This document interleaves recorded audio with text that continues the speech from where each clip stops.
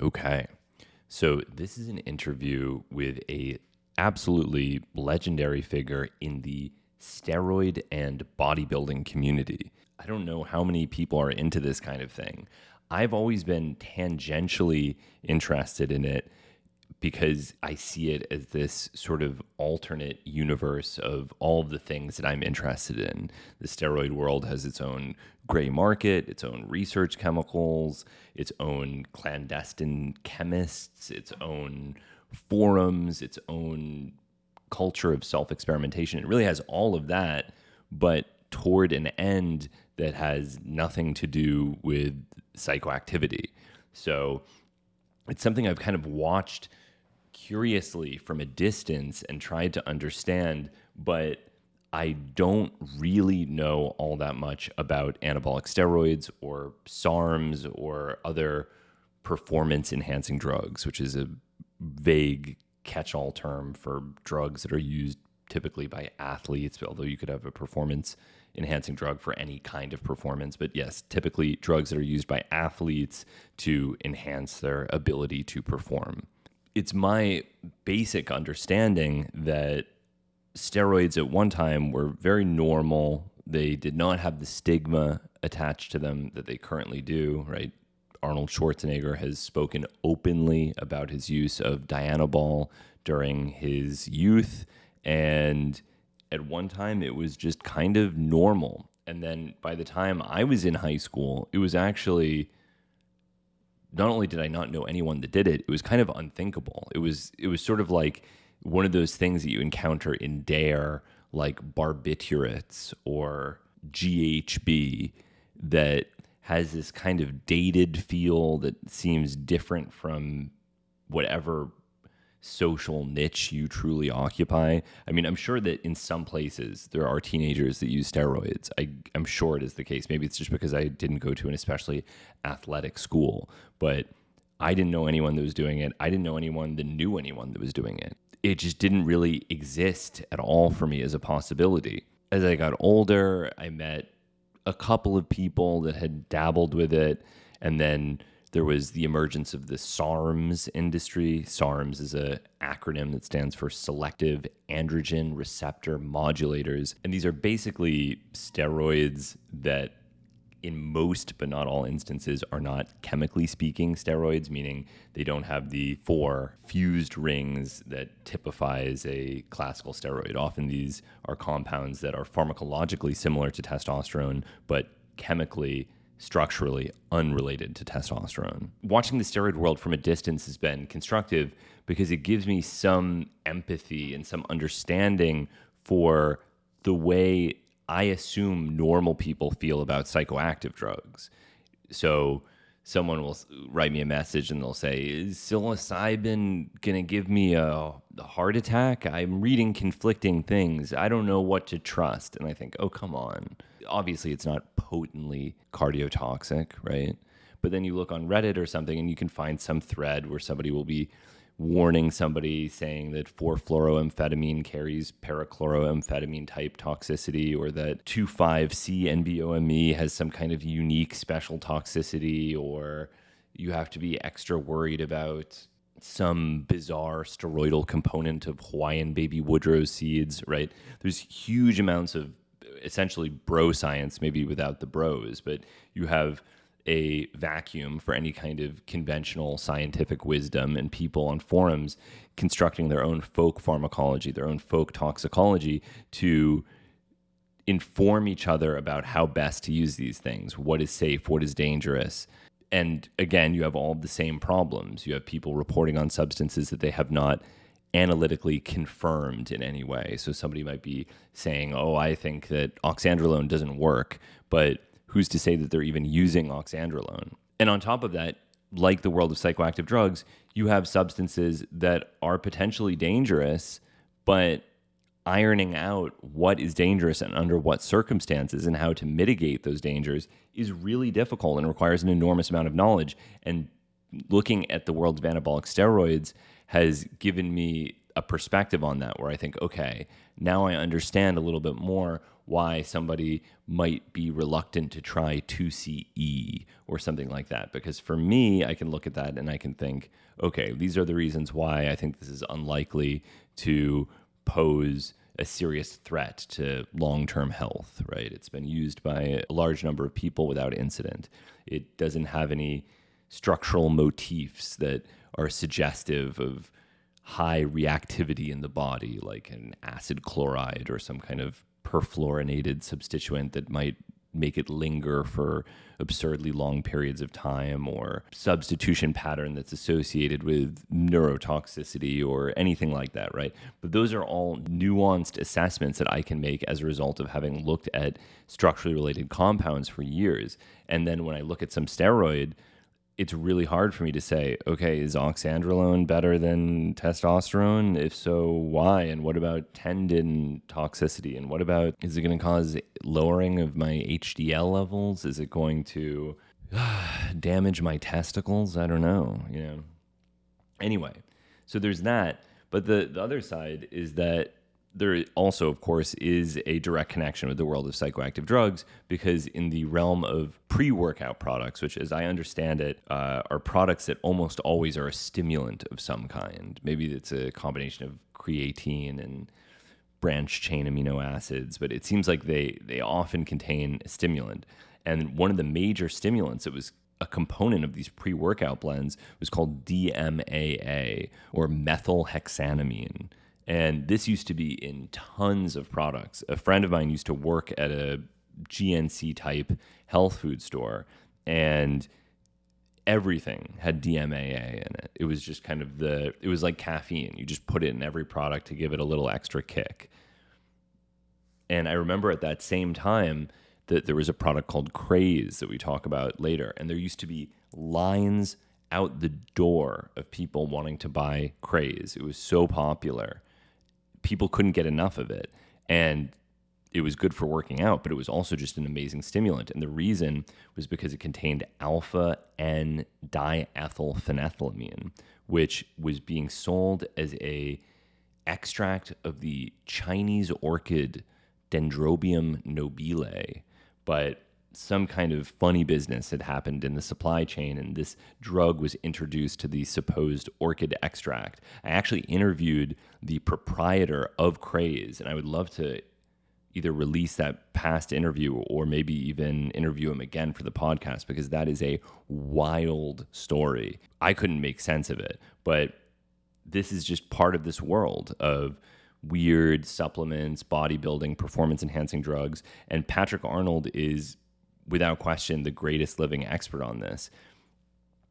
So the other thing that I think is kind of sad and maybe slightly unfortunate about Patrick Arnold is he seems so down on himself about this felony conviction. And it reminds me of talking to someone like Steve Gill or a number of other chemists that I've known that have gotten felony convictions, where they seem to think this is truly the end of their career. And maybe I don't know, because I don't know what it's like to be in that position, but I'm sure people would understand. I mean, I can't imagine that anyone would truly hold this against him. So if anyone listening to this is, looking for a chemist, Patrick Arnold is a brilliant guy, and apparently he's looking for work at the moment as well.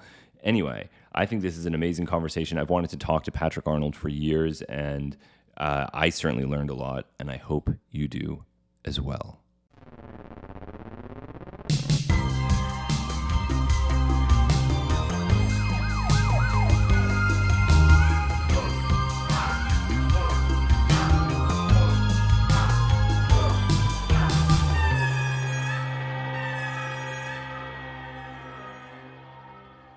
It's well known that the cannabis plant contains a wide variety of fascinating phytochemicals. It's one of the most studied plants in the world. And so I'm always amazed when researchers discover new compounds in cannabis. What was especially amazing is that in 2019, a group of researchers in Italy found a new cannabinoid called THCP that is structurally very similar to THC, but it has a 7-carbon chain instead of a 5-carbon chain. The extension of that chain gives THCP much greater potency. So at the CB1 receptor, which is responsible for the stoning effects of THC, THCP binds with 33 times higher affinity, making it the strongest known phytocannabinoid. I thought that this would remain an obscure scientific curiosity, and I was amazed to find that within 3 years of its discovery, techniques had been developed to industrially produce THCP from hemp. I saw that Canaclear.com was selling it. I independently ordered a sample, analyzed it via NMR, and found that the material was bona fide. So if you are interested in THCP, Delta 8 THC, HHC, or any other unusual phytocannabinoids, go to Canaclear.com. All of their materials are third-party tested for quality and compliance, and if you use the code Hamilton, you will get 15% off any purchases. Thank you, Canaclear. This podcast is also brought to you by Lucy Nicotine, a company that makes nicotine pouches, nicotine gum, and nicotine lozenges. I particularly enjoy the apple ice flavored nicotine pouch. It is a refreshing and well-formulated product. If you don't already use nicotine products, I recommend you don't begin. They're habit forming. But if you do, I think this is the finest nicotine product on the market. Thank you, Lucy. This podcast is also brought to you by Matcha.com. Grab a traditional matcha bowl or your favorite mug and enjoy a hot cup of matcha first thing in the morning. I don't drink coffee, but I think matcha is a wonderful way to start the day. It contains L-theanine, it contains caffeine, which is what I'm most interested in, and it has all sorts of purported health benefits. Matcha.com was founded by psychedelic pioneer Dr. Andrew Weil. All of their matcha is imported from Japan and third-party tested for heavy metals. It's delicious, probably healthy, and certainly stimulating. So enjoy a cup of matcha from matcha.com. So I've been hearing about your work for years. You're obviously a legend in the bodybuilding community, and I have always been really interested in bodybuilders because they represent this almost alternate universe of the typical psychoactive drug world, but it's like often a totally different scene. But you have all the same things happening where you have a gray market, you have chemists that are developing novel compounds, you have people that are self-experimenting, you have the bro science people on forums explaining why something is or is not toxic or beneficial. And it's almost its own ecosystem that I've watched from a distance and thought, wow, that's really interesting.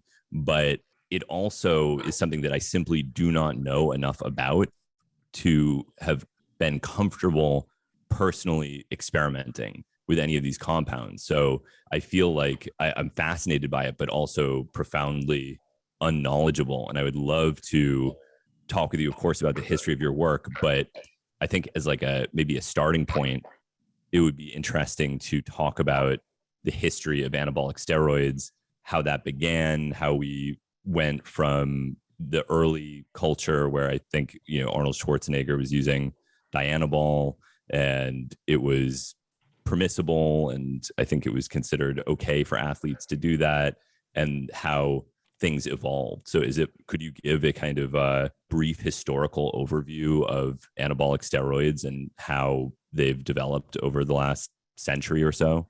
Sure.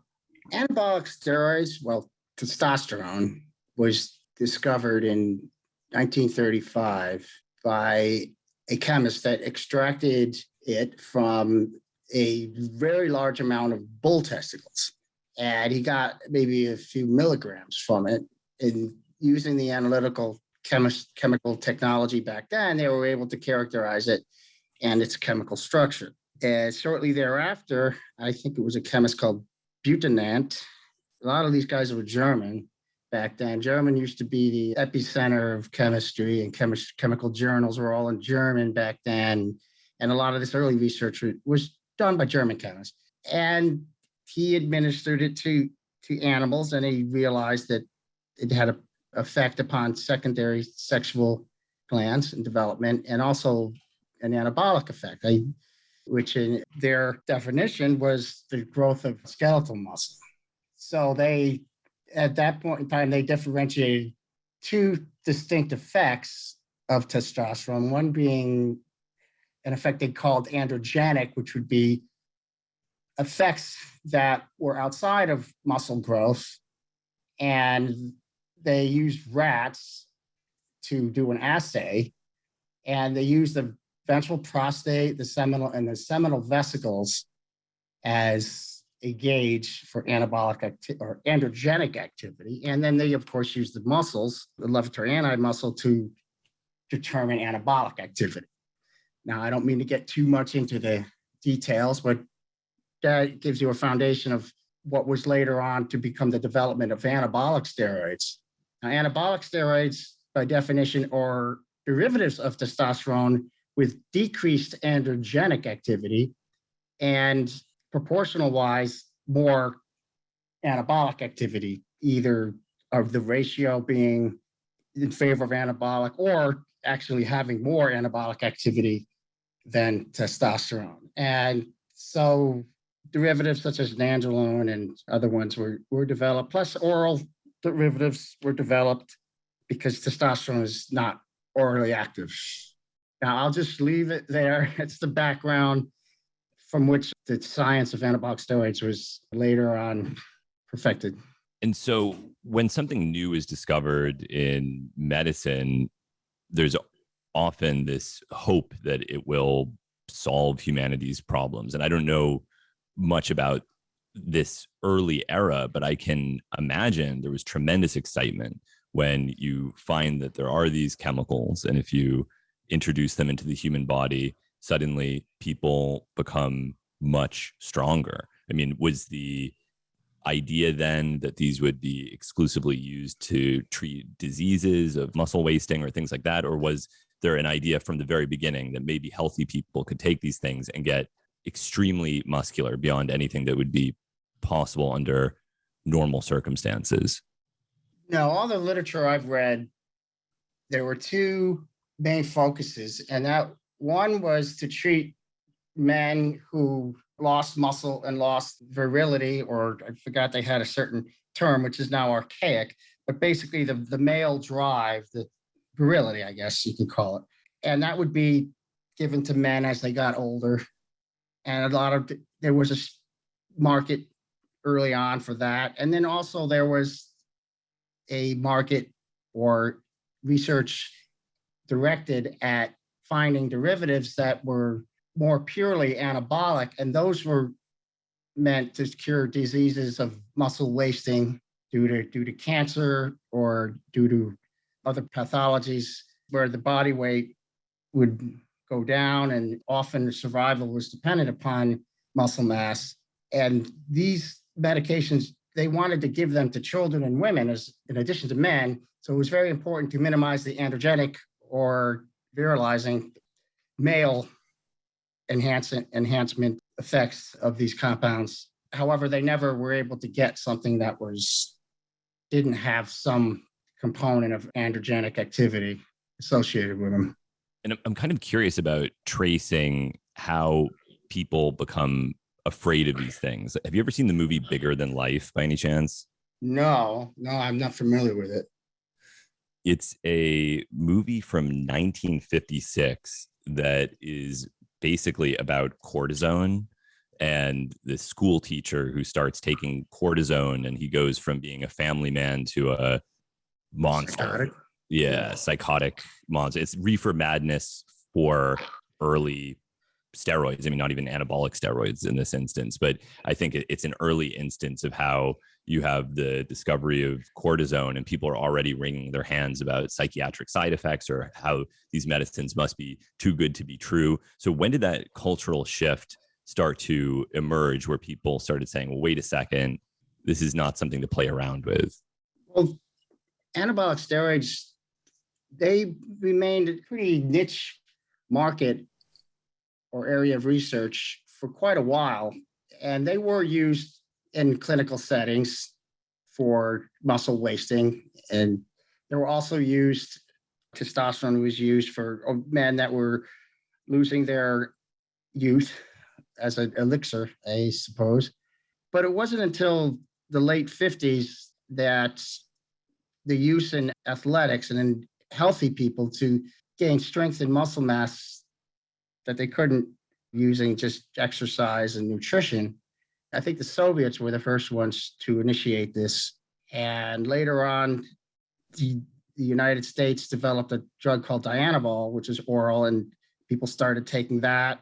But it still remained kind of a subculture thing until I think the Olympics, it might have been the 72 Olympics, where East Germany, the women's team, started winning an inordinate amount of gold medals or silver medals in events like swimming and track and field. And these women had distinctly masculine physiques, and some of them even had, little facial hair. So that was when everyone knew that something was up, and it became a backlash. And it wasn't too long after that, I think the IOC made anabolic steroids a prohibited substance. However, I don't know if they really tested for them until sometime in the around 80 or 84.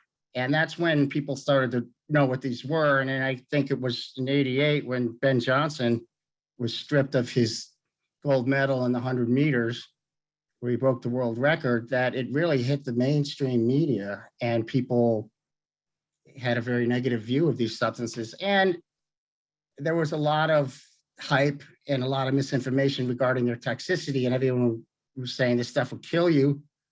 These people win a gold medal and they're dead 5 years later. That would be an extreme example of misinformation. But in general, people had a very negative view of these. And also, the substances started to be used by weightlifters outside of athletics and just in gyms and in the bodybuilding world as well. They became more and more abused. This podcast is also brought to you by the Apollo. The Apollo is a wearable bracelet or anklet, whichever you prefer, that produces a vibrating frequency that can achieve a number of different effects depending on how you set the device. It can be stimulating to wake up in the morning or relaxing at the end of the day. Sometimes I wear it while I'm sleeping. Sometimes I wear it while I'm driving. I find the effect really nice. It's sort of like strapping a purring kitten to your ankle. And I know that it sounds a little bit weird, but if you enjoy massage, if you enjoy relaxing, vibrating chairs, I think that this is in that vein of an effect. It feels really nice and calming, and it's a great way of non-pharmacologically altering your mood. This is a product that was created by a psychiatrist named Dr. David Rabin after years of research, and I think it's a really interesting device. So if you want to learn more about the Apollo, go to apolloneuro.com. Thank you for the sponsorship, Apollo. Right. I mean, I'm friends with a bodybuilder, this guy, Stephen Watt. Do you know him by any chance? Yeah, I know. He's the guy that's really tall. Yeah. He's a computer guy. I'm friends with him on Facebook. Yeah. He's the biggest man. I think he's the biggest man I've ever known. He's like 6'8" or something, just a giant. He turns heads when he walks down the street. I'm sure. But I am a real ectomorph. I'm 6'1". I've weighed, most of my life I've been about 120 to 130 pounds. And now I'm a little better. I'm about 140, but I've never been able to put on weight or muscle or anything. And Stephen Watt wrote to me one day and he said, I want to get you jacked. I will train you for free if you want to get ripped. And I thought, well, this is a really bizarre offer. And this guy certainly seems to know what he's talking about. So what the hell? What do I have to lose? So I started going with him to the gym and constantly sore. And I'm also just disgusted by how much food he's asking me to eat. He's saying, you need to drink a gallon of milk. You need to have a jar of almond butter. You need to have this every day in addition to your normal food. And it was totally incapacitating for me to consume this quantity of food. Like I just felt sick and sore all the time. And after maybe a month of this, he saw that I wasn't really gaining any muscle mass. And he said, well, what about anabolic steroids? How do you feel about that? And I said, well, what about testicular atrophy? What about acne? What about hair loss? What about cholesterol dysregulation? What about infertility? All of these issues that I'd heard, isn't this totally dangerous? Why? I don't think I could justify the risk of taking one of these drugs. And he said, no, these are like any other class of drugs, whether it's psychedelics or cannabinoids or stimulants, where everyone has been exposed to enormous amounts of propaganda. And like any other class of drugs, if you use them responsibly and intelligently, there are safe ways to use them. So he asked me to watch Bigger, Faster, Stronger and to read Muscle by Sam Fussell or Fussell, however it's pronounced, and watch Pumping Iron. And so I kind of immerse myself in this literature and come to basically the same conclusion that, yeah, there probably is a safe way to do this, but will I lose everything that I gain?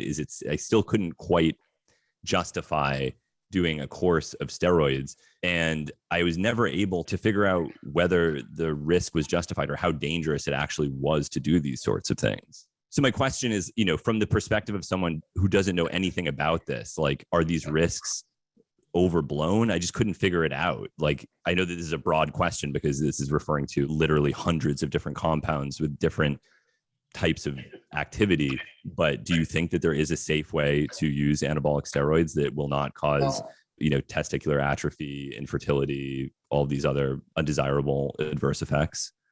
Yes, I think this is a very fundamental question, and this question has been figured out a long time ago when people realized that if they did cycles, usually a cycle lasts anywhere from 8 to 12 weeks, and sometimes the doses are tapered up, tapered down, and then they took a significant amount of time off, sometimes taking medications to help kickstart your hypothalamic pituitary testicular axis, which it regulates your endocrine function, the testosterone production, then you are going to avoid side effects. Now, effects such as cholesterol elevation, they're transient.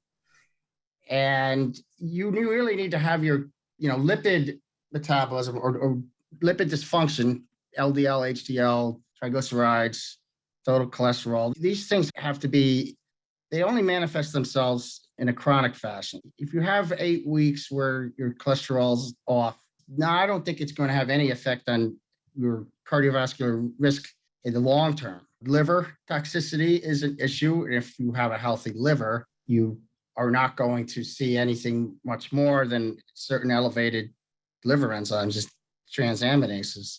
And I've known countless people that have taken steroids in this fashion and have gotten considerable gains and retained some of them.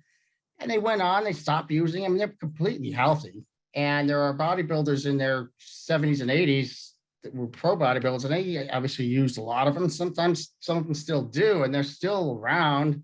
I think as long as they have a doctor that monitors them, a lot of the risks can be seen quite readily in a blood test. So if you're in a condition where they are having an adverse effect upon you, you would know, and you'd be able to go off of them or minimize your dosage.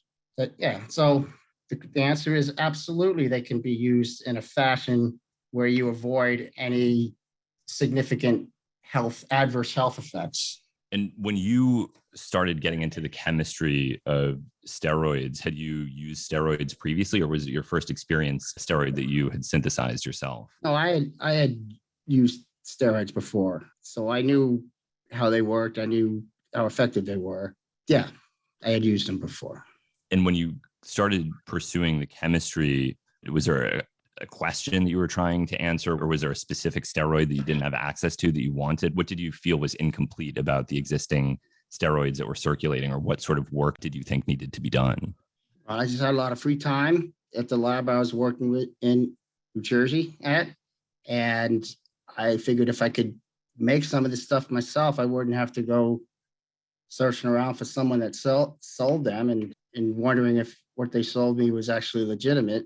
And so it was a process of me trying to make some of the simplest stuff and really screwing it up, and then gradually learning more and more through my errors, and then making more complicated, sophisticated steroids. And I learned a lot about synthesis that way, about how to plan a synthesis, how to track what you're doing, purification techniques. And a lot of this stuff was just, I learned it by doing it behind the back of everyone at work. So right. I was quite motivated. It's very good. I was very sneaky. Right. And I don't know if you know this about me, but I'm a chemist and I pretty much exclusively work with psychoactive drugs, phenethylamines, tryptamines, things like that. And I have never done any steroid related chemistry. So I'm very unknowledgeable about this area, but I would still love, but I'm, knowledgeable about chemistry generally. So I think it would be interesting to get into the details. I mean, even on the level of, most of the compounds that I work with have a basic nitrogen atom. So that is a fundamental component of how the compounds are purified. You do, an acid base Yeah. and then run a column on the base. Whereas that sort of chemistry is not possible with many of the steroids that I'm familiar with. Maybe there is one with a basic nitrogen, but it seems like most of the classical steroids do not have a basic nitrogen. So yeah, I mean, could you tell me a little bit about the chemistry, like generally speaking, how a steroid is made? Well, there are no acid or carboxylate or amino groups on a most all steroid hormones. However, just like with the psychedelics that you have synthesized, you have to find a suitable precursor. You don't start from something way far down the line. You find the most commercially available precursor that you can get, and then you do functional group transformations or whatever you have to do to get to your desired product. Now, in the case of steroids, there is a readily available steroid called dehydroepiandrosterone, DHEA, and that could be used as a starting material for a lot of these steroids that are known as C19 steroids, the testosterone family. Now, there's also something called the nortestosterone family, and there's other precursors for those. And there's ways to convert drugs of the progestin class into anabolic steroids. I discovered a lot of nifty ways to get to the endpoint in the most efficient and facile fashion possible. And so for something like DHEA to testosterone, you're oxidizing an alcohol, but there's a double bond that needs to be shifted. Well, I mean, what kind of stuff are you doing? DHEA to testosterone, basically what you are doing is protecting the alcohol at 3, the protecting group. Then you're reducing the ketone at C17. Now, you're a chemist, so you can kind of understand this. A lot of your listeners can't. But at first, there's a protection of one part of it, and then there's a reduction of the other, and then there's a esterification of that reduced ketone, which is now an alcohol. And then there's deep protection, and you actually call the Oppenheimer oxidation, which oxidizes the hydroxylate 3 to a ketone with simultaneous shifting of the double bond to the conjugated version at 4 or 5 in the steroid skeleton. We got the rectal kratom guy right off camera right now. I mean, this is what you're telling me. I don't know. That's boofing kratom. It's become a meme on the internet. This is a kratom tea product. It's not intended for boofing. Even if the pH of the human rectum is between 7 and 8, and the pKa of metragenine is 8.1, that's just not really relevant here. This is a tea consumption in hot water. That's what it's for. That's what it should be used for. If you want this tea, you can get it at toptreeherbs.com. So this is like a few steps, like it's a few steps. It's kind of I believe it compared to some other syntheses. And there's also a way to make it from an androstenedione, or you can oxidize DHEA to androstenedione. Then you could do a selective oxidation or reduction at 17 because the one at 3 is more sterically hindered, but it requires some very unique conditions, very low temperatures and solvents that release the borohydride very slowly. Anyway, too technical. So you were doing this while working in the lab. What was the official work that you were supposed to be doing during this period, or you were doing during this period? I was making hair care polymers. Hair care? Polymers. Oh, like what? It goes into gels, hair gels, or some of them went into conditioners, specialty chemicals. And basically they're polymer reactions. And I charge a reactor and then add a free radical catalyst and every half hour or so. And that's pretty damn boring. And that gave me a lot of free time to go look stuff up. And there was a chemistry library on the floor that I worked at this company that had a whole set of chemical abstracts and had a lot of the most well-known chemistry journals as well. So I was able to get a lot of fundamental research done there. And then stuff journals that I didn't have, I would travel to libraries within driving distance. And this was Wayne, New Jersey. And then I would find the articles there and I'd photocopy them. And it was like a second job. It's like more of a job than my real job, actually. And what were you thinking when you were doing this? Like, I'm going to try these substances and get swole, or like this could be a business? I was like, well, I'd really like to make this stuff. Maybe it's better than the other stuff.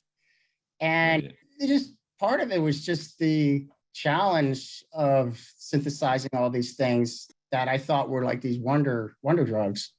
And a lot of these things were anabolic steroids that weren't even known to most people that were in the fitness community where they use steroids. And eventually I took that basic knowledge and went on to do what I did in the future when I got my own company in Illinois. And just for some context, because in the world of psychoactive drugs, there is sort of a history and a culture of self-experimentation. You have chemists like Alexander Shulgin, who created a methodology for the evaluation of novel psychoactive drugs, where he would start with an absolutely minuscule dose that was, 1/100th the lowest conceivable active dose, and he would very gradually escalate. And then on top of that, once he characterized the active dose, he typically would not continue evaluation of that drug. And that's possible with psychoactive drugs because you have an immediate effect that outside of placebo is noticeable. But the same is not true for an anabolic steroid. For anybody listening to this who doesn't know, I mean, I've used oxandrolone on one occasion. I've used topical testosterone on a couple of occasions. And as far as I can tell, there is no acute effect that I would say couldn't be explained by placebo. I'm not confident that there is anything that you could tell it's working. So and correct me if I'm wrong, but if you're creating a novel steroid, how would you even know that this is a good steroid? You'd have to take it daily for long periods of time, right? There really was no way of determining its effectiveness, certainly not in the way Shulgin did, because of what you said. There's an immediate psychoactive effect that is undeniable. And if you take a steroid, you don't feel a damn thing, and at least not for a little while.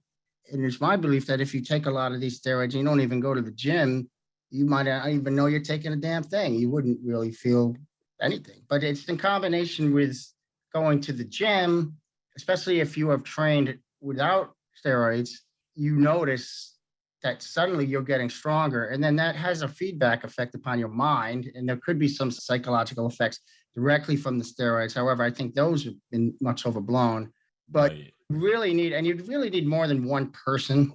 And you need people that would have to adhere to, similar diet and exercise regimens if you really wanted to quantify the results. So this makes it seem extremely difficult, what you're doing. I mean, people will always say, oh, how could Shulgin have done this? It was so dangerous. And using his methodology, if he had rediscovered strychnine, for example, I mean, let's just assume he could have killed himself. No, he wouldn't have, is what I'm saying. Yeah, but because he would have started at very, very lowest. Yeah, he would have started at 10 micrograms. And then by the time he got up to 900 micrograms, he would have said, this stuff is making my muscles really tense. I don't think I'm going to take any more of this. And he would not have poisoned himself. Right. And you did not have that luxury. You didn't have the ability to make those short-term assessments. And I think this is maybe another reason that there's so much maybe bro science or folk pharmacology in the bodybuilding community, is it seems like these questions are actually harder to answer. Here's something that should have been mentioned. A lot of these compounds, most of all the ones that I made, well, certainly at that time, were ones that had been synthesized by other chemists in the decades previous. Some of them never made it to market. Many of them did not, but their biological activities were noted. Right. Animal models. So you had a general idea of the relative potency of each, and you had a pretty good idea of dosage because the dosages of anabolic steroids, they don't really go outside of certain ranges, and they are proportional to their potency. And the potency is in the literature. You can look that up. So you kind of know what dose range to take any particular steroid that you synthesized. Right. Okay. Yeah, that makes sense. Okay. So you synthesize testosterone, you start looking through old literature and resynthesizing other compounds. And I imagine that was a lot of fun. Were you exclusively working on steroids? Were you also interested in psychedelics or other things? Because I know later you got into some other areas, but from the beginning, was it almost totally a steroid oriented? Well, I was also interested in some recreational drugs. I wasn't interested in psychedelics because I wasn't very familiar with the chemistry. And plus, a lot of the precursors were quite well controlled.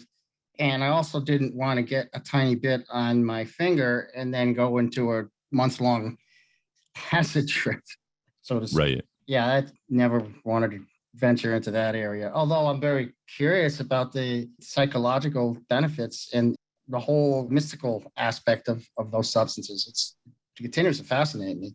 However, with these steroids, there's none of that fear. And after a while, you synthesize all these things, and they're really not, one is not really that much better than the other. After a while, there are a few that stand out, but some of the ones that are really potent have kind of nasty side effects or a little more toxic on the liver, or they result in water retention, or they have sort of cross-reactivity with the mineral corticoid receptors, and they result in massive sodium and water retention. It makes you feel like you're going to die. So Right. Yeah. And you mentioned, I listened to an interview with you years ago where you mentioned that you had synthesized methadone. Right. Was that how you? Well, when I was looking at making all kinds of recreational stuff, and I was interested in opioids. So I looked into, obviously, I'm not going to make anything related to the poppy plant opiates, like, morphine, because you can't get any precursors for that. However, Right.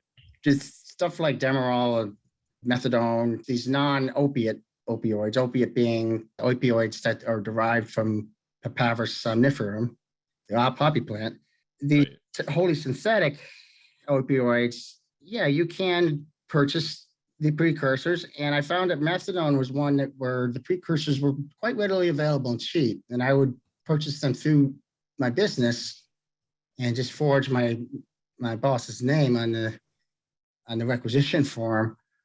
And it was a 3 or 4 step synthesis to make methadone. And I worked at it for a while and finally succeeded, and then took way too much. And I got quite sick, actually.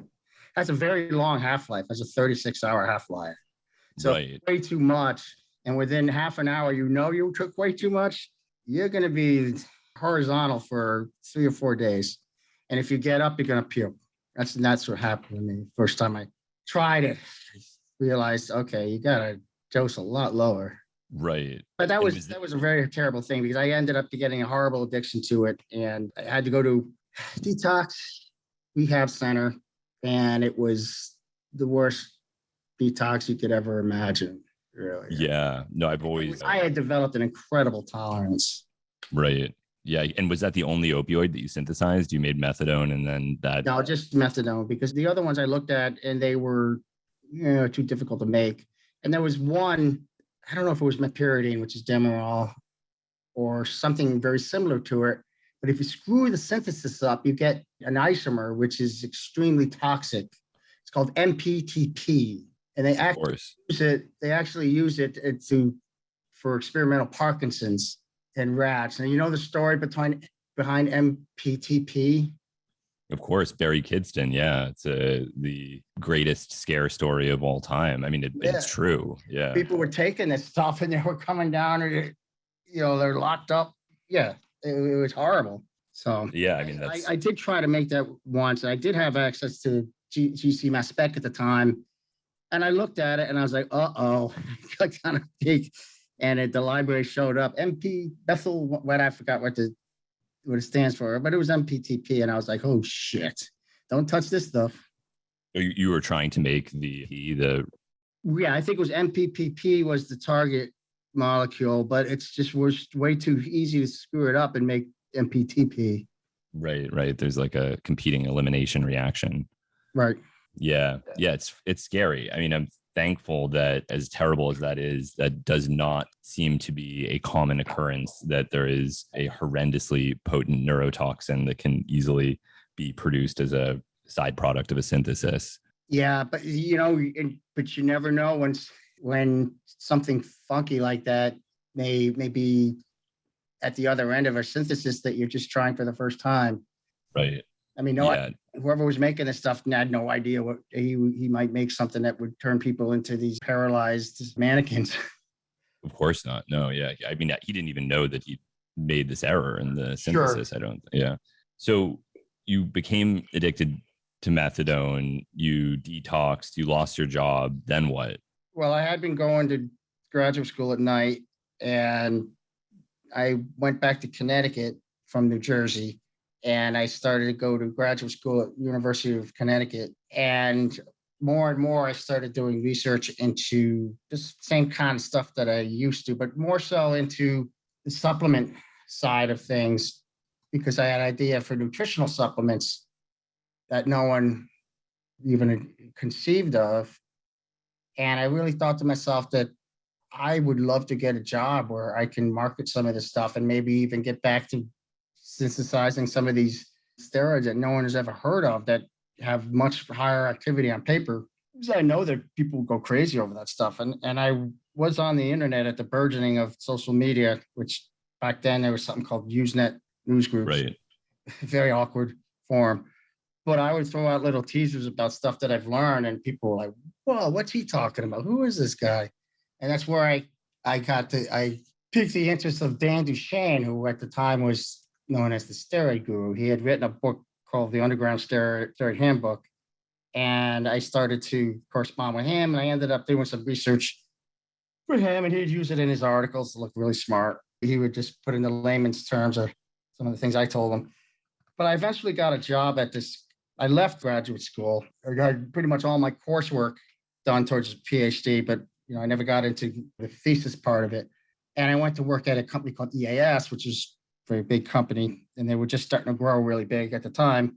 And I was the director of science research for 2 weeks. I left.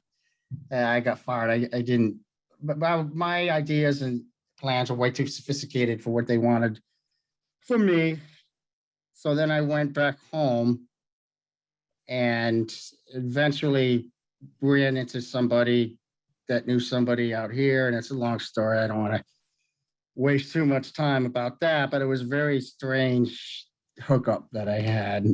And with a guy out here who had nothing to do with fitness industry, nothing to do with steroids, but he, was interested in any business idea. And he ended up being a perfect fit for me because I was allowed to kind of build a lab here. Well, and he was able to buy used equipment. And then they had a machine shop. We had a machine shop where we were able to modify that equipment to do reactions on a pilot or manufacturing scale.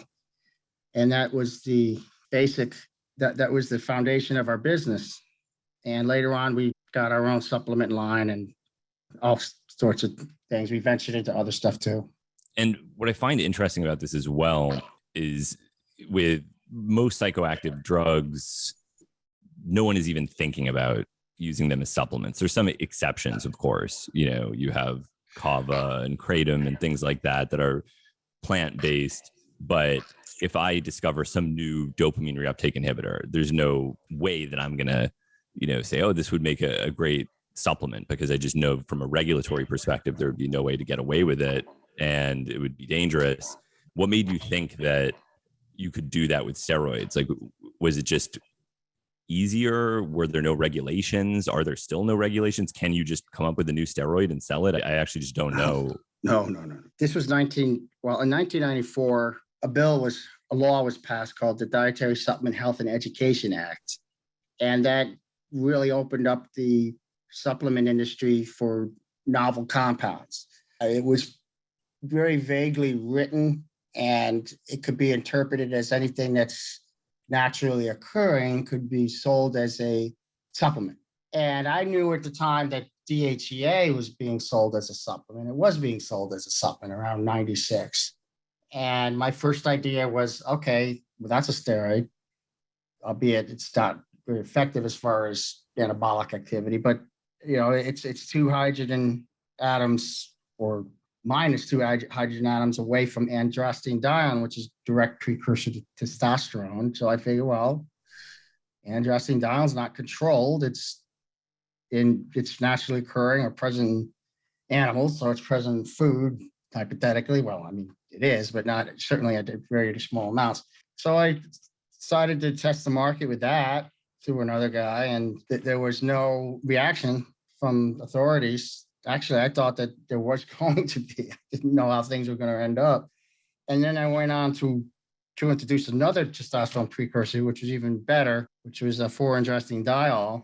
And then other people started to get into this whole, it was called pro-hormones because they were precursors to actual active hormones, in this case, testosterone. And then other people came up with other pro-hormones like a androstenedione. And then I finally came up with just one androstenediol based upon a very obscure metabolite, androgen metabolite, that was quite potent. One testosterone was very potent steroid. And I developed the precursors to that, the pro-hormones to that. And that ended up, we finally settled upon one androstenediol, which was known as 1AD. And that was a very effective product. I mean, it was up there with a lot of traditional anabolic steroids. And that made my company a lot of money. I worked very hard in that synthesis. It was not easy at all, but I perfected it and it just flew off the shelves. So that was good. We built a large facility in another part of town and so on and so forth until everything changed. Well, eventually. And you say it made a lot of money. So what was this? It was a pill that was being sold? Yeah, it was capsules. I think it was 100 milligrams per capsule of one androstenediol. And did it have a brand name or what? This is at supplement shops? We trademarked the name 1AD, and that was a very easily remembered name. And people still come up to me and say, oh man, 1AD, that stuff, it took on a life of its own. It's got kind of a legendary status. Of course, in 2005, it was made illegal. As made it turn into a controlled substance, as were most all pro hormones at that time. But there were loopholes, and people went on to sell other stuff that weren't even natural, outright synthetic steroids, and it was pretty ridiculous.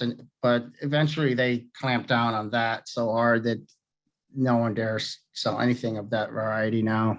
And this could be due to my general ignorance of the industry, but I've always found the regulation of steroids kind of weird. It always seemed like, from the typical war on drugs, Nixon, Reagan era drug scare, people really cared about psychoactive drugs, and seeing anabolic steroids lumped in as controlled substances always seemed a little weird to me. Do you know how that even came about? I mean, yeah.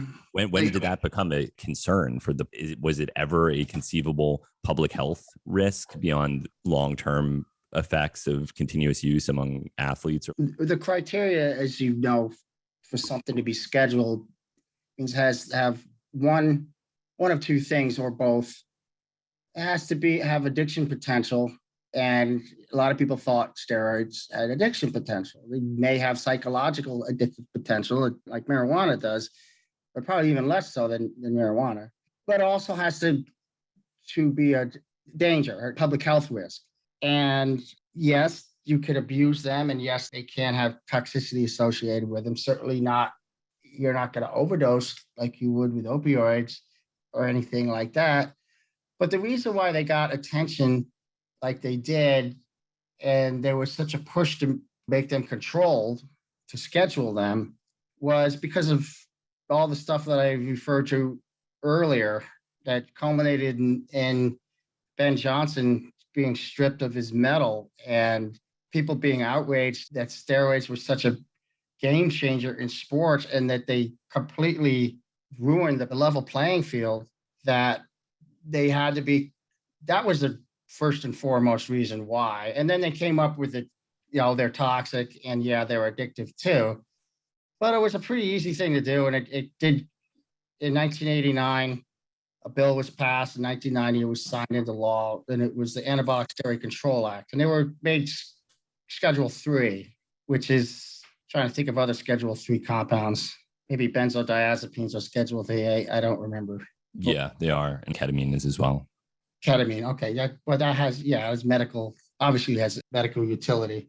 But they left out, they did have like a catch-all in there. And there is the Analog Act. I'm sure you're familiar with that. I certainly am, yeah. Yeah, that doesn't apply to Schedule 3.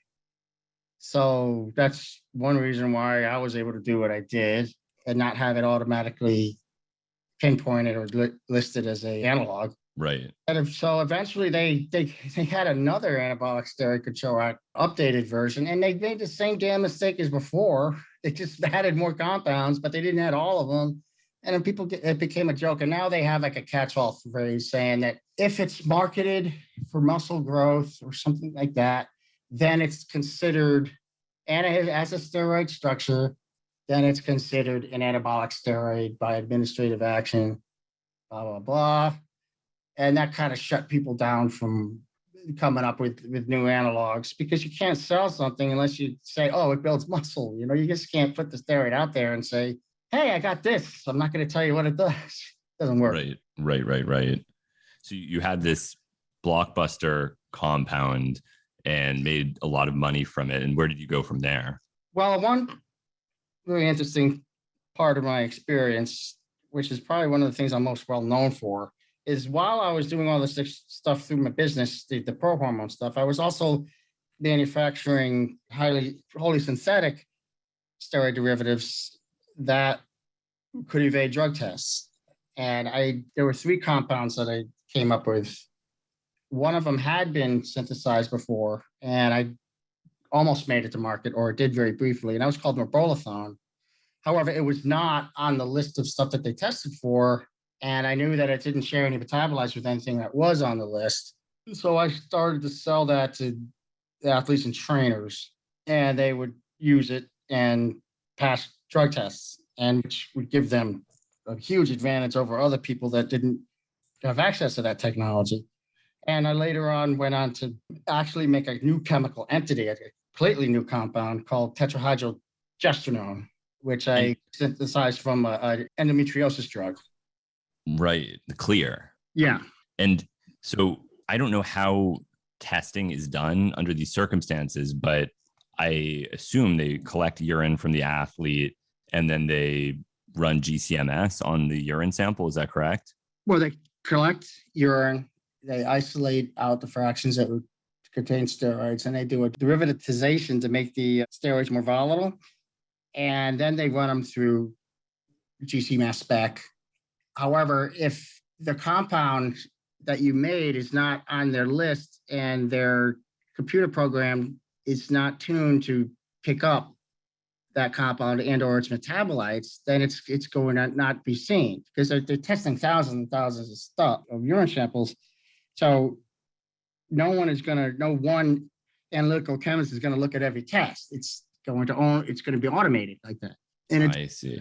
The clear had a very unique property to it, and that after derivatization, due to its chemical structures, its high degree of conjugated double bonds, in addition to an ethyl group right next to a hydroxyl group that is then derivatized by, I think it's turned into a triflate, a protecting group, that was put into the GC mass spec, and it just flew apart, disintegrated. Interesting. Yeah, and so they not only was it not picked up in a program that would look for specific compounds, but even if it was, it just would disintegrate. So eventually they had to switch to liquid chromatography mass spectrometry, which, as you know, it's run in solvents and doesn't use high heat and vacuum. And they were able to come up with a method to detect it. But the guy that was head of the UCLA lab that discovered that tetrahydrogesterone was being used, because somebody snitch who sent him a syringe of the stuff. Ooh, what snitch?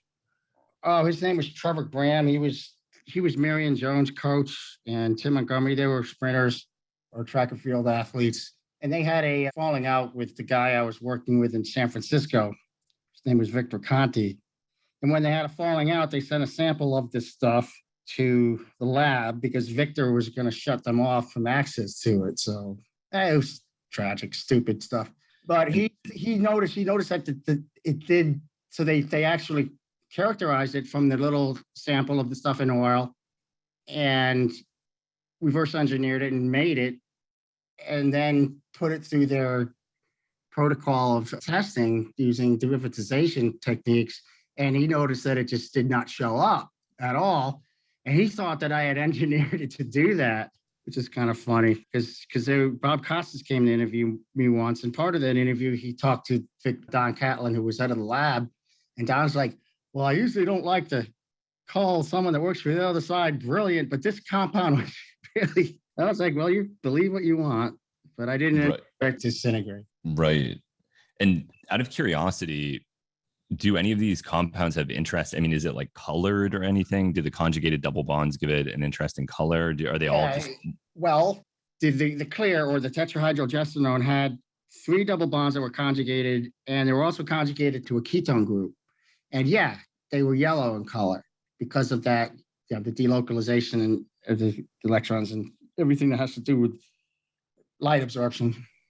And Trenbolone is also an anabolic steroid that's available. It's mostly used in animals, and that's also yellow. Because anything with high conjugation is going to be not white. And the more conjugation, the further down the electromagnetic spectrum of visible color you're going to get, as you know. That's really interesting. I mean, when people talk about steroids, it's almost always in terms of their androgenic activity, but I'm also curious about off-target effects. I mean, there's obviously this concept of roid rage and the idea that some steroids exert some kind of psychoactive effect. I mean, have you noticed any steroids that have potent psychoactive properties? Yes, there are some that kind of stand out in that regard. And it's more like they make you very irritable and kind of little impulsive.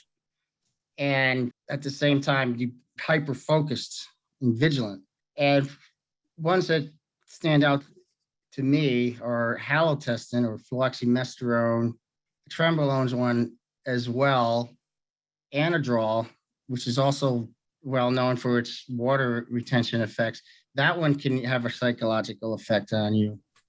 And there was one that was made that was called methyl 1 test that was really bad in that regard. And it also, I don't think this has ever been demonstrated, but that stuff was so strange that you would take it and you would gain so much water weight. I thought that maybe it interfered, or maybe it had a cross affinity for mineralocorticoid receptors, which would have resulted in sodium and water retention. But yeah, that stuff would make you feel like you're going to have a heart attack while it's climbing the stairs. But at the same time, your strength just went absolutely insane.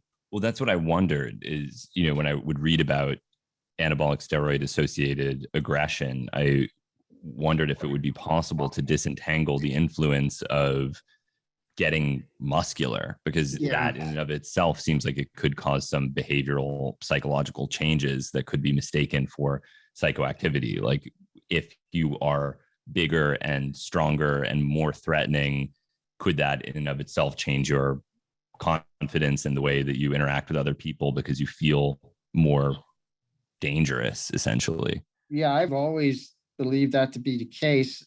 And you have to disassociate that from any direct effects a steroid might have on the brain.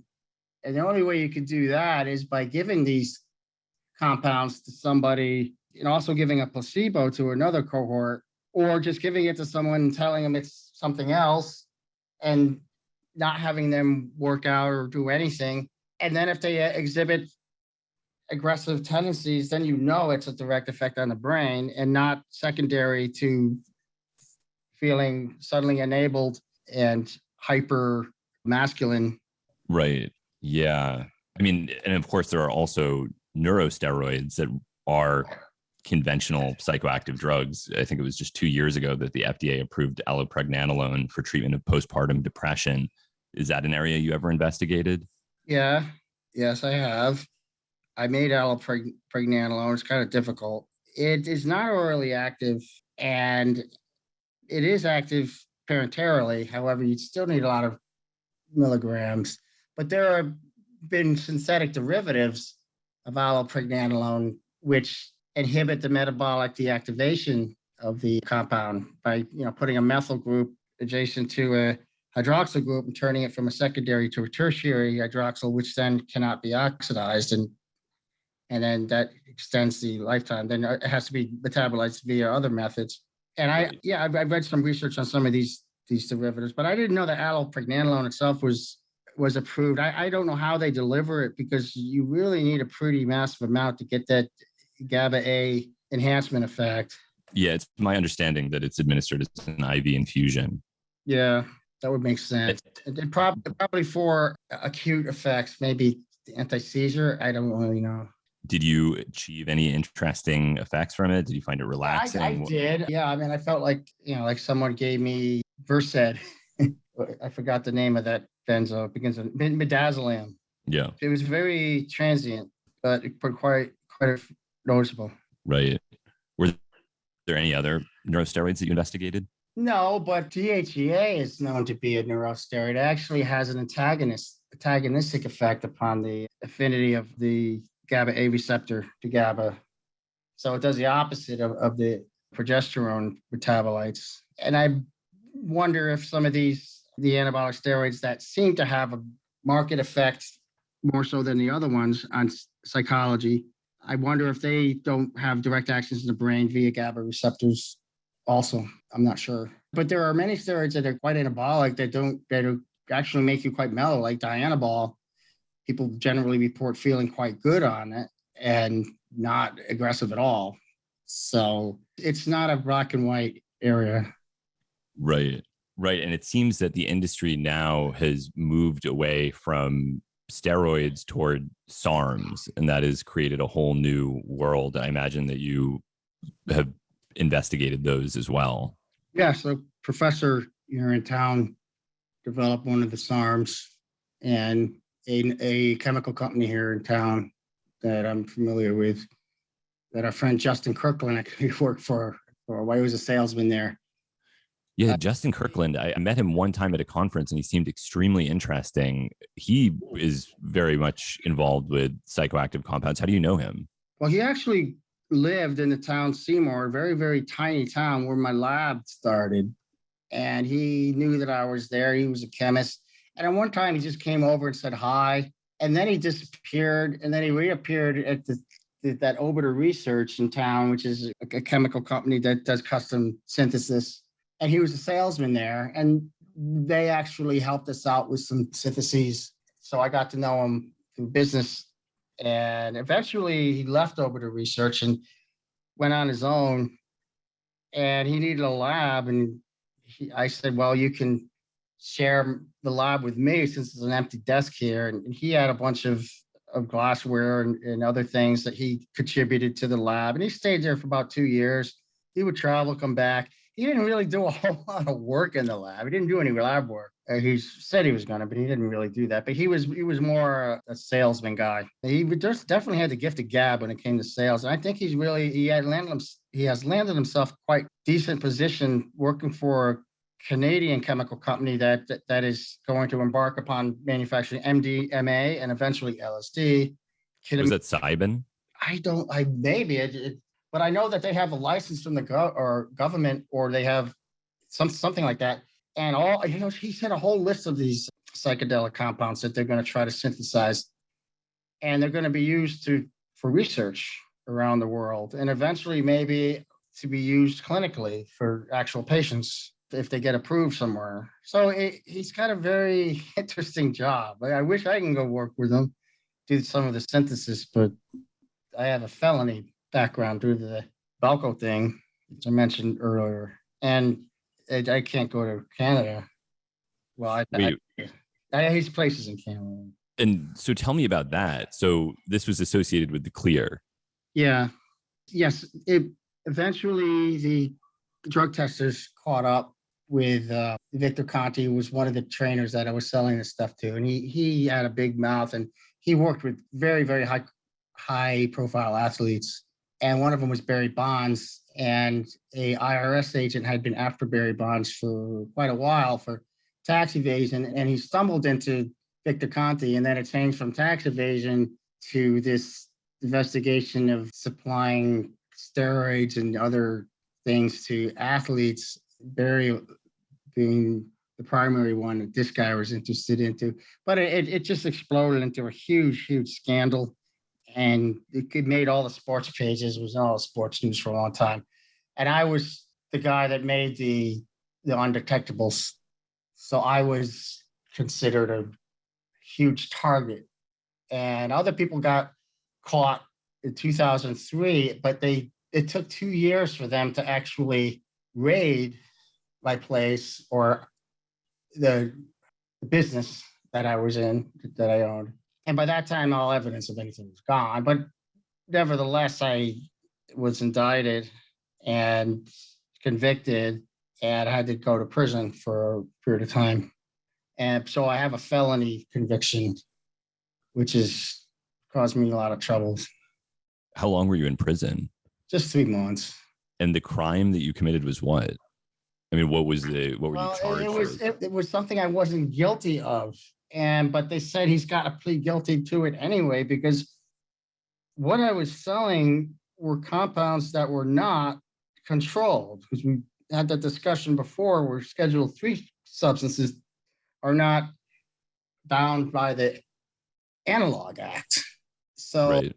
I was not, there was no distribution of controlled substance of anabolic steroids. But the lead prosecutor said that I had to plead guilty to that anyway, because of the case being so high profile, and any other crime that they can come up with would be very minor felonies or misdemeanors. So I pled guilty to that. There was no point in fighting on the wrath of the federal government. And at that time, they would have done anything to nail me. So I just said, okay, just be nice to me. So I got 3 months and some house arrest, no fines. And so they were saying that the clear was a controlled substance when it wasn't. I mean, were they exactly? And my attorney had written like a huge dossier, whatever you want to call it, explaining why what I sold was not a felony in the context of the Controlled Substance Act. And the prosecutor said, well, Rick, you make a very good point. It's all well and good, but Patrick is going to have to plead guilty to this felony regardless, because that's the only way we're going to have it. And he does not have the means to fight this, nor is it a wise thing for him to do so. What a nightmare. Yeah. I mean, it's not a big surprise that they took that stance. But I mean, it's just completely unfair. So, I mean, they didn't charge you with a different drug. They just said this uncontrolled substance that you were distributing is controlled, and we're just going to pretend that is the case, and you pled guilty. Yes. And actually there were 3 versions of the clear. And the third one, which had never really never got into the hands of athletes, was listed on there. And after I pled guilty, some people started selling that as a supplement. I mean, even though I was charged with a felony for just manufacturing it and selling it in very small amounts, people sold it as a supplement and until 2005, when that was added to the list of controlled substances. It's craziness. It was arbitrary, and I was just a victim of the incredible exposure that this case had all around the world. And it's my understanding that the clear was not a commercially available substance. Is that correct? No, that's correct. And it never was. I mean, I was the first person, if you look in the literature, this stuff had never even been synthesized before. I was the first person to synthesize it. But I knew from its chemical structure and similarity to other steroids, it was kind of like a hybrid between 2 very potent steroids. And it ended up being very potent in its own right. So how did this get into the hands of Barry Bonds?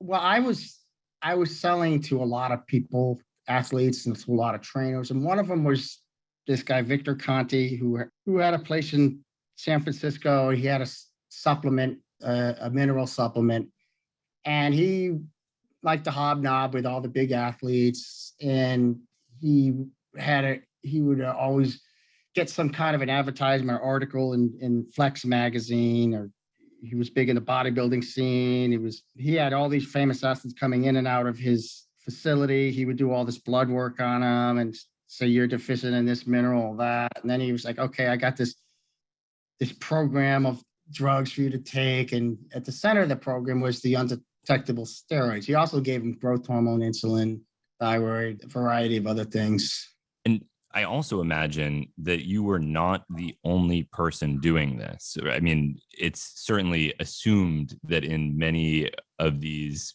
professional athletic spheres, everybody is using something. I mean, is that an exaggeration? Everyone is using something, but they're using stuff that everyone knows, stuff that is out there that you can get. One of them was methyltrianolone, which was a drug that you could get from China. And people would take it in very tiny amounts, but they'd have to go off of it. No one else was making anabolic steroid analogs that were undetectable. I was the only one. And I don't know of anyone that has ever done it since either. I mean, I had everyone in the world coming to me if they knew about me. If there was no one else in the world doing this. And so, and how did it work? Such a limited fashion that it didn't really make a big difference. I mean, I find this very interesting. So could you give me an example? Like would some Olympic coach say, send me a vial of, could you go into detail about how it worked? I understand it's like somewhat incriminating. At the time, my lab was in a small town named Seymour, and I would synthesize it. I would synthesize gram quantities, and then I would dissolve it either in an oil or propylene glycol at a certain concentration, and I would put it in a nondescript bottle, and I'd ship it off to whoever. In the case of the guy that got me in trouble, we worked with the famous athletes, I would ship it to San Francisco to Victor Conti, and then he would take it and then put it into his tiny little vials and say that it was his own invention or whatever. I don't give a damn. But then he would give it to all these athletes, and they would reap the benefits.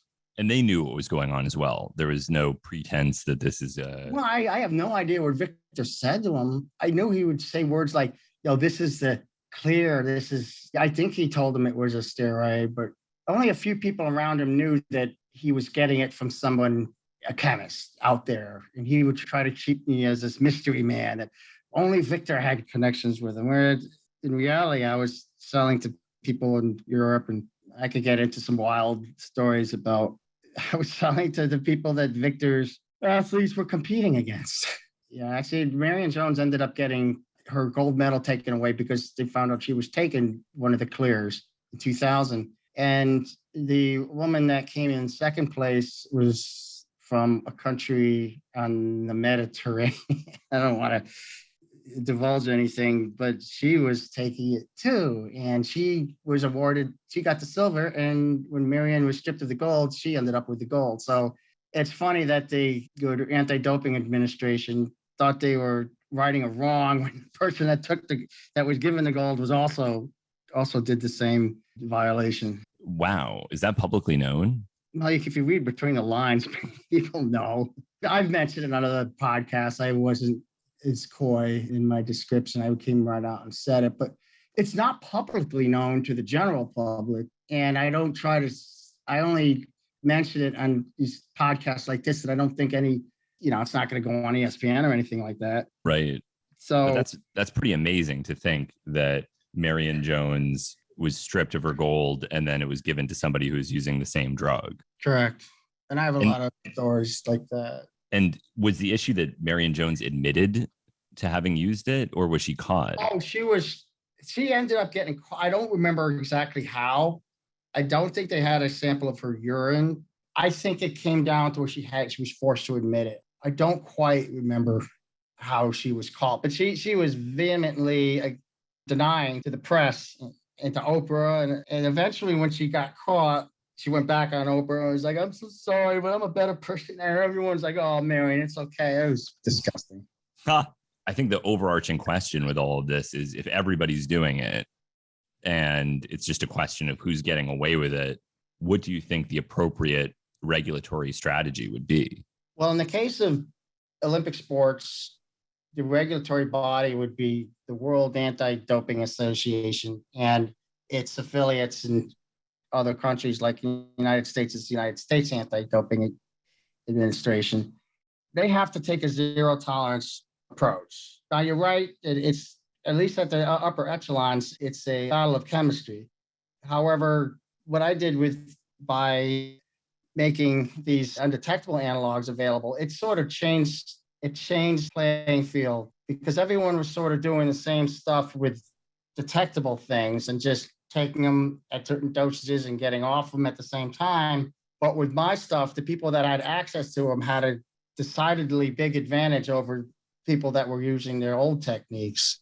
So when you say everyone's doing the same thing, that wasn't exactly the case once my stuff got on the scene in sports.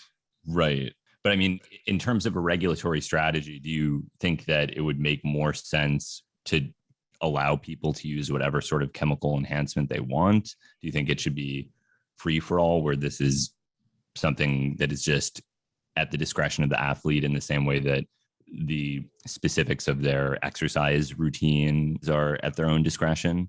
I don't have an answer for that. If you advocate acceptable use, then how the hell do you do that? I mean, you say, okay, you could use, but you can't use too much. And then how do you avoid the terrible message that you're going to send to amateur athletes in school, elementary school, high school?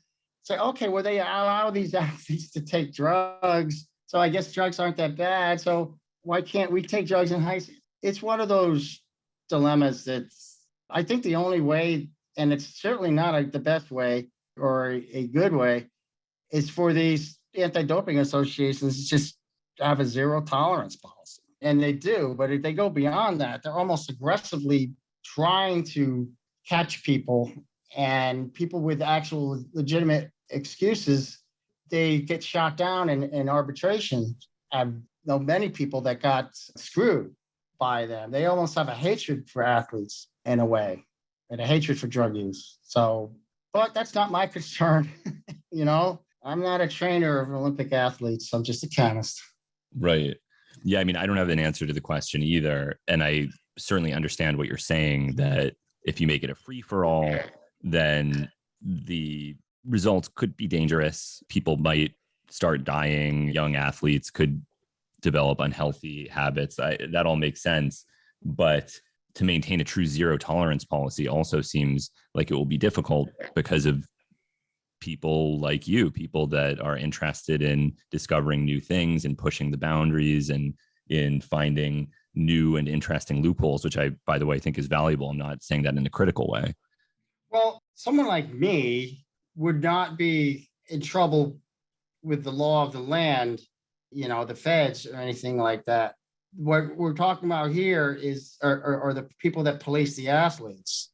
And you got to figure this, you're talking two different things. Now, not that I would ever, or I think there are any undetectable steroids left, but if you were to make one, why would you make an undetectable steroid unless you had designs to give them to athletes to beat drug tests? And in that case, you're going to piss off the drug testers, who also have a huge lobby in Washington. And what will end up happening is that you'll have to plead guilty to controlled substance. It's like I did, because you just piss the government off so much that, no, I mean, the rules, they'll bend the rules to get you. Right. I actually, when people ask me questions about, what they should do with various drugs, I always find it somewhat obnoxious, like in that I don't want to be responsible for advising other people in terms of what they should do. But could I ask you some questions about that sort of thing? Or is that just Yeah, you can. That's not what I do. That's not really my gig. I mean, I know enough about what people take and how long they take them and what doses, but I'm not a trainer. I've never really trained a bodybuilder. Girl I dated did.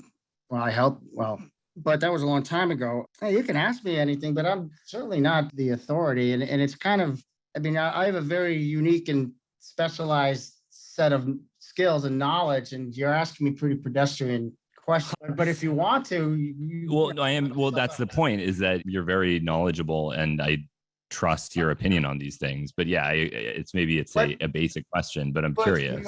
You have to understand, just because I understand the chemistry of these and the pharmacology of them on a more sophisticated medical level, does not mean that I am an expert or the only expert or any kind of on the casual use of them for bodybuilding purposes. That's more Right. That's more of an art actually than a science. Yeah. Because if you look on forums, there's this proliferation of conflicting advice about how to use various SARMs or various supplements.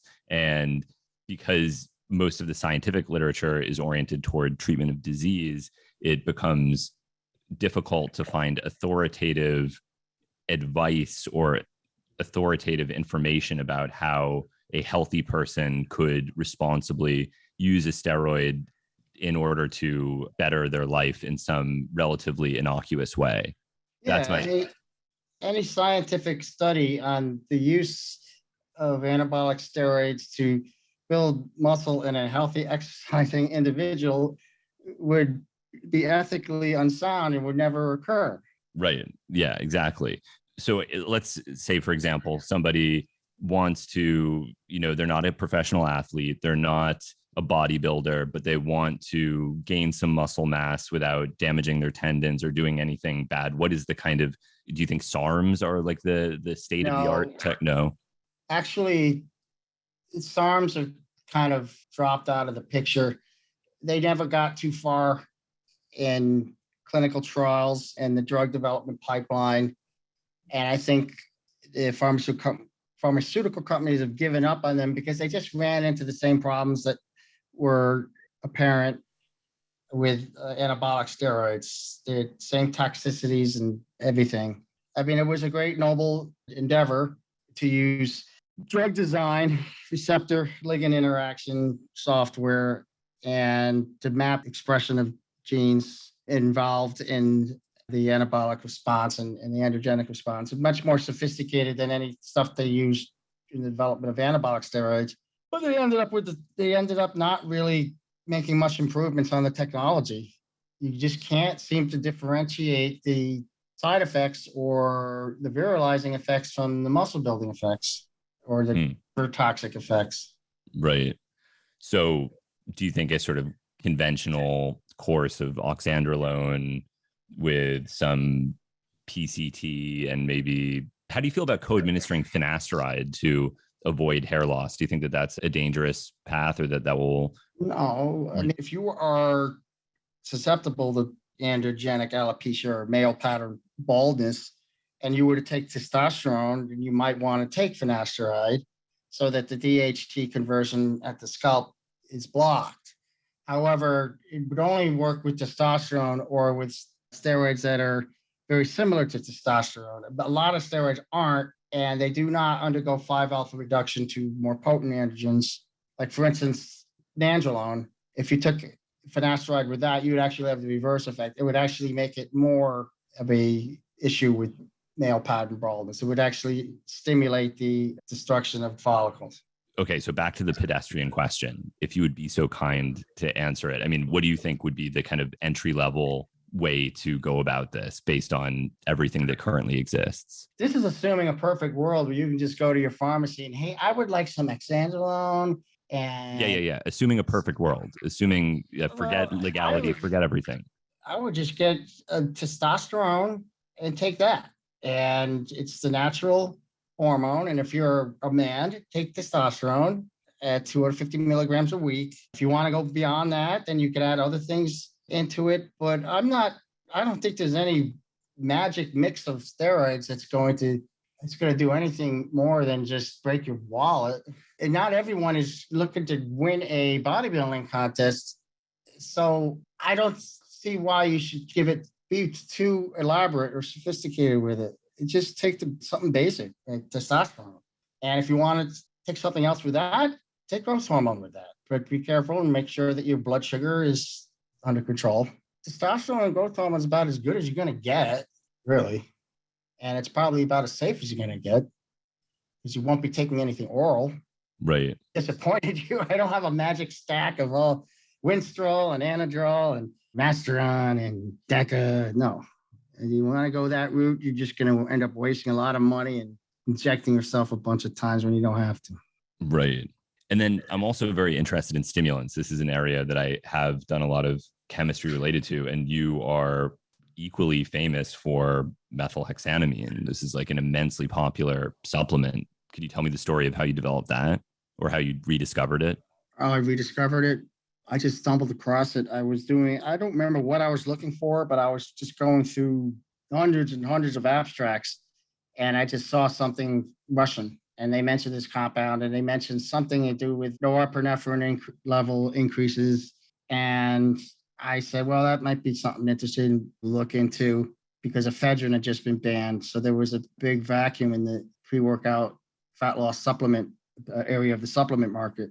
So I ended up finding someone that sold this stuff as a research chemical. And I bought some and I put it in little caplets and gave it to some people. And they said, wow, this stuff is great. And I was like, interesting. I looked at the structure and I noticed that its structure was it had like the side chain of Amphetamine. Yeah, but instead of having a phenyl group at the end of it, it had a little alkyl branch chain alkyl group, ethyl, methyl, whatever. So yeah, it definitely had some structural similarities to amphetamine, but it didn't quite have the same feel as amphetamine. I think it may have been more of a norepinephrine uptake or reuptake inhibitor type of thing. And I don't think it had the dopamine effect that amphetamine does, which is a good thing because that is what ends up making you a little psycho and ends up making it addicting. And I remember around the time that I met Stephen Watt, there was a supplement that had just hit the market called Craze, and it was immensely popular. And I bought a sample of it. I tried it. And I really liked the effect. I brought it to the lab, and I found it difficult to analyze because it contained so much junk. There were like vitamins mixed in and all these different additives and flavor agents and colors. And it was, attempting to separate all the different components was so tedious that I didn't have time for it. And I remember thinking, okay, well, I don't know, maybe it is some kind of orchid extract that is really responsible for this. And then it came out that it was the alpha ethyl and ethyl phenethylamine. And that was an immensely popular compound as well. So it seems like there is a huge demand for these stimulant pre-workout products. Yeah, you could basically call it it was definitely an amphetamine in its structure, ethyls instead of methyls at alpha and on the nitrogen atom. Now, I had extracted that product Craze also, and I ran the extract through the GC mass spec, and I got some very distinct peaks. And one of them, I was really curious about, but I couldn't figure out exactly what its structure was.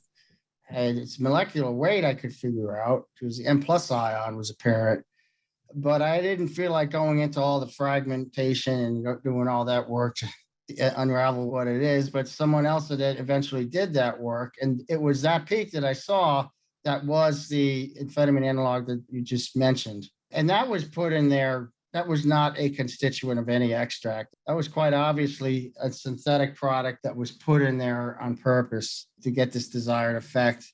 And I didn't do stuff like that. I mean, the DMAA or methylhexanamine, what we want to call it, I based that upon an article that it was found in geranium oil. It gives some justification for its sale as a supplement. But to spike something with a wholly synthetic amphetamine analog, and then say, oh, it's a secret constituent of, I don't even remember what. It was an orchid. Or some kind of an orchid, yeah. Dendrobium. That's the easy way out. That's criminal, in my opinion. Because then how am I supposed to compete with that? Yeah. Did you continue working with stimulants or was? I tried. I mean, I found another analog of DMAA that was natural, and I put it in a product, and within a few weeks, I got a call from this guy, Ron Kramer, who said he heard from this guy, Oliver Catlin, who's the son of Don Catlin, who I mentioned about the guy at the UCLA lab that had headed up the doping testing, he said, we know what Patrick is selling now. And it just scared me. I stopped selling it. But it did worked almost as well as DMAA. But I'm like, I'm not going to be able to ever sell a damn stimulant ever again because they'll come after me. Because I'm just a target because they know I'm clever enough to come up with these things that pisses them off. So as soon as I come up with something new, someone like the Catlin guy is going to take it. He's going to analyze it. He's going to figure out what it is. And then he's going to call the FDA and say, do something about this. Stop Patrick. So I'm not even in it designing.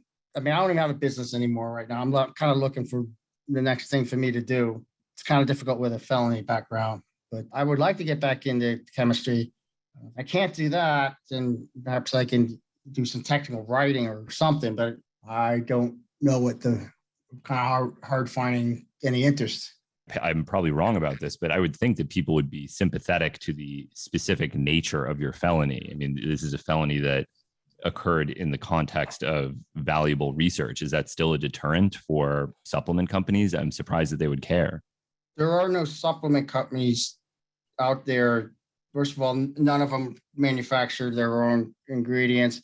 Second of all, it is impossible to come out with any novel ingredients now, unless you are way under the radar and you sell off to Facebook or something. The FDA has made it completely impossible to introduce new dietary ingredients. Well, I imagine there's also, in fact, I know that there is a big industry for research chemicals, for SARMs and these various peptides. Is that something that you ever wanted to get involved with? I mean, it's fully gray market. I'm not a peptide chemist. And plus, there are dozens of labs out there that have peptide synthesizers that are already cranking these things out. I don't know anyone I don't know what I could make that would be I don't know, to tell you the truth. And it would have to be someone that doesn't have a problem hiring a felon. There are other things I also owe the government quite a bit of money from a separate issue that was also complete BS, and my wages would be garnished. But I don't know. What would you be working on if you could? I mean, assuming that these barriers didn't exist, what would be your next target if you had the freedom to pursue what you wanted? What would I synthesize? What kind of thing would I synthesize? I have no idea. I'd have to do, well, first of all, nothing that would be sold as a supplement. And second of all, what do you have any ideas? I don't know. Well, I'm just curious where this industry is heading. It seems. What industry? The supplement industry. I mean, obviously, as I told you, can't introduce any new dietary ingredients. Well, the gray market one. It seems that there's a ton. I mean, they're even advertising openly on Instagram and social media. There's no question that there's a huge industry. Yeah, the gray market people, they buy finished products from China. I don't think that they have a fully equipped lab to do chemical synthesis that I could waltz on into and start making stuff. The gray market by nature is a very small market, and they don't have the money to support chemical manufacturing facilities. So I appreciate your throwing out suggestions out there. I've given this ample thought, and I don't really know a solution. I haven't figured it out yet, but I'll find something. I mean, you're a legend. I would think that there's a lot of people that would be excited to work with you, but yeah. Well, maybe someone has a lab in Mexico. I could do crazy things down there. I'm sure.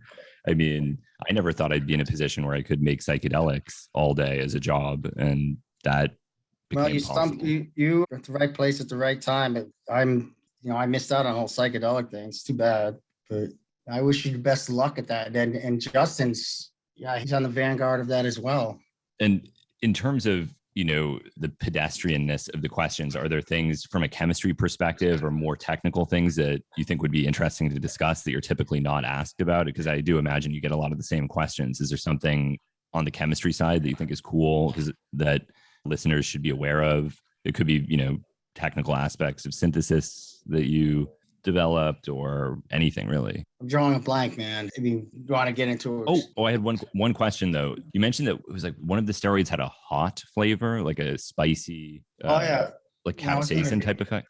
Yeah, that was 1-testosterone and the precursors thereof, and could never figure that out. At first, I thought it was an impurity, but no. I mean, you could purify that stuff to the nth degree, and it still has a very irritating burning sensation that lasted quite a while on the mouth. And and if you took too much, it could also cause a little bit of stomach distress. I don't know. I mean, that's just like what we were talking about before. You make a new chemical and you just don't know what activities it may have beyond the intended activities. It could be something completely unpredictable. So there must be some sort of receptors in mucous membranes that cause this irritation, hot sensation. Right. And it's like a capsaicin type heat, like a spicy heat, or more of a. That's the closest I could describe it, is capsaicin like, but a little bit different. It could be the same family of receptors as capsaicin. And that's a distinct possibility. Certainly doesn't have a structure even remotely related to capsaicin, which I'm sure has a nitrogen in it, as most of these active botanical compounds do. Yeah, it does. Yeah. Well, is there any work that you'd want people to see, or anything I can direct listeners to that might help you out in some way? Or, I don't know if you have a website or any products or anything that could help you out. Not at the moment. Let me talk to my ex-partners. I think that they're going to start selling some prototype nutrition products. I don't know how quickly they can get that going, or even how to buy them. I'm supposed to talk to someone that's going to make a website for me, but that's going to be sometime in the future. I wish I had something to pitch so I could get some value out of it. Well, some people know who I am now, and maybe someone's like, oh, maybe this guy, maybe he would like to help us out with this or that, and I can make some money doing that. I don't know. At least I'm getting out there. Yeah. Well, I appreciate your time. Thanks for talking to me. No problem. And I wish you luck and hope you have a good night.